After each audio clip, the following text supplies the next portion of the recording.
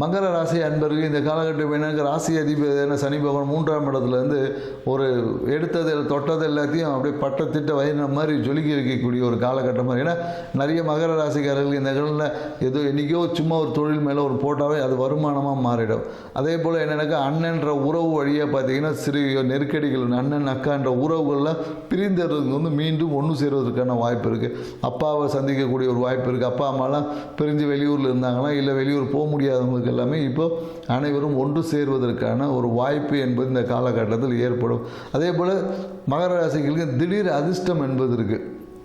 ஏதாவது ஒரு lottery ticket வாங்கி பாருங்கள், கண்டிப்பாக ஏதோ ஒரு ப்ரைஸ் அடிக்கும் ஃபஸ்ட் ப்ரைஸுக்கு. அதுக்காக லாட்டரி டிக்கெட் மேலே அதிக இன்வெஸ்ட்மெண்ட் வேணாம். ஸோ என்னென்னாக்கா சும்மா ஒரு ஜஸ்ட் ஒரு ஷேர் வாங்கியிருப்பேன், அது பார்த்தா திடீர்னு மிகப்பெரிய ஒரு ஹிட் அடித்து ஒரு பல கோடிகள்லாம் சம்பாதிச்சிருக்காங்க.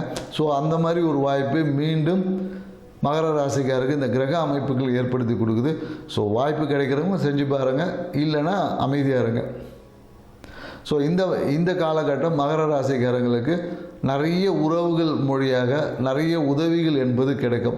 மேலும் என்னென்னா இந்த காலத்தில் ஜீரணம் சார்ந்த விஷயத்தில் சிறிய விரயம் என்பது இருக்குது. ஸோ ஜீரணம் வந்து சரியாக இருக்காது.